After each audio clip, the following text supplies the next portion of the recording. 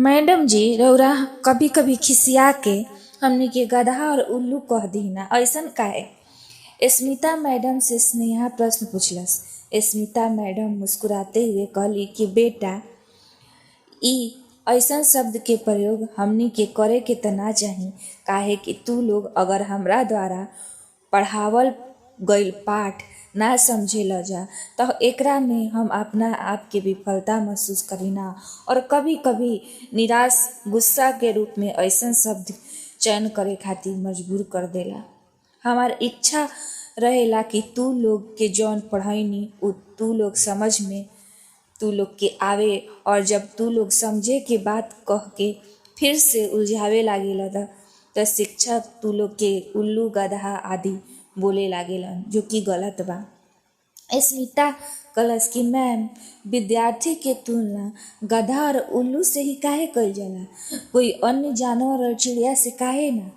Smita madam हंसते हुए कहली कि गधा एक सीधा और कर्मठ जानवर ह, मगर ई आपन बुद्धि के उपयोग सिर्फ अनुसरण करे खातिर करेला। जब गधा के मालिक ऊपर बोझ डाल के गंतव्य तक एक बार पहुंचा देवेलन त अगला बार बोझ लादे पर उ खुदे गंतव्य तक पहुंच जाला और बोझ उतार के उ वापस अपन रास्ता से पहुंच जाला।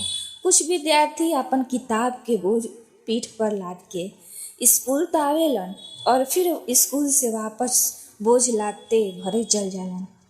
ई आवे जाए के क्रम में अगर उ आपन किताब के उपयोग कर आपन ज्ञान के बुद्धि ना बढ़ैलन तो उ एक गधा के भांति ही काम करेलन।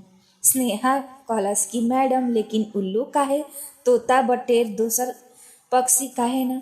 मैडम फिर कहली कि बेटा उल्लू दिन में निष्क्रिय होला, ऐसे उ तू दिन में ओकरा के उड़ते ना देखले होखबू, उ एक निशाचर पक्षी बा।